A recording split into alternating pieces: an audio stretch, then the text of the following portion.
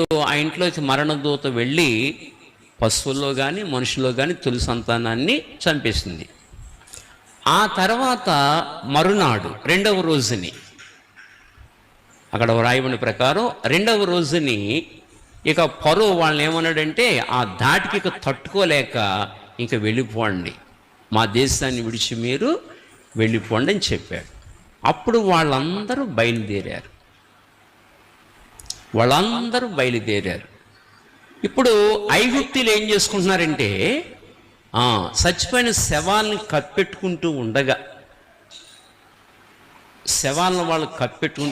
ఐగుప్తు దేశం అంతా ఏడుస్తూ ఉండగా, వాళ్ళు శవాలు కప్పెట్టుకుంటూ ఉండగా, దేశమంతా బోర్ని ఏడుస్తూ ఉండగా, భయంకరంగా ఏడుస్తూ ఉండగా, వాళ్ళ కళ్ళ ముందు నుంచి జయోత్సాహముతో, చాలా సంతోషముతో వాళ్ళు వెలుపలికి వచ్చారు.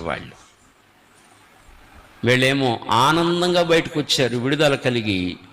వాళ్ళేమో ఏడుస్తూ శవాలు కప్పెట్టుకుంటూ వచ్చారు. ఐగుప్తు దేశంలో దేవుడు చేసిన గొప్ప కార్యం ఇది.